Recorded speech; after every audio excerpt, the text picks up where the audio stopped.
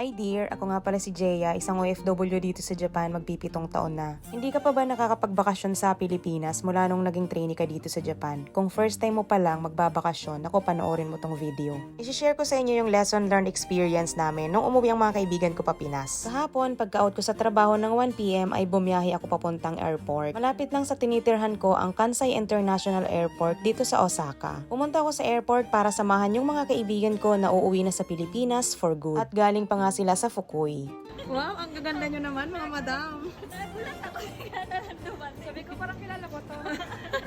Welcome to Japan! Ay, babay Japan pala.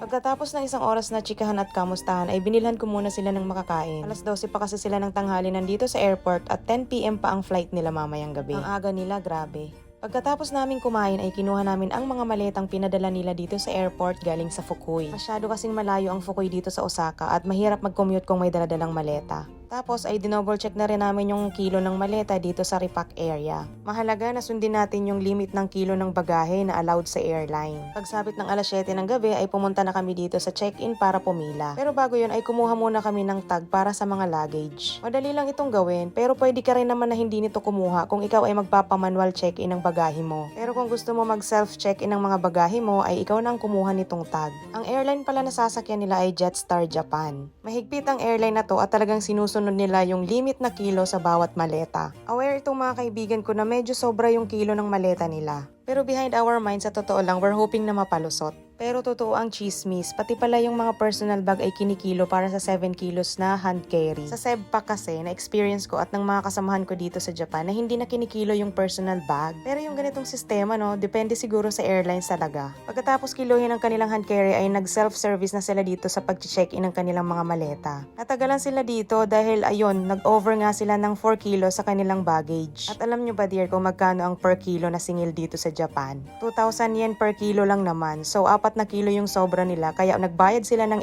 8,000 yen. Ang mahal 'di ba? Kaya wag na tayong magbaka sakali. Sundin na lang talaga natin yung limit ng kilo sa bawat maleta. Yan lang dear, salamat sa panonood. Mata ne!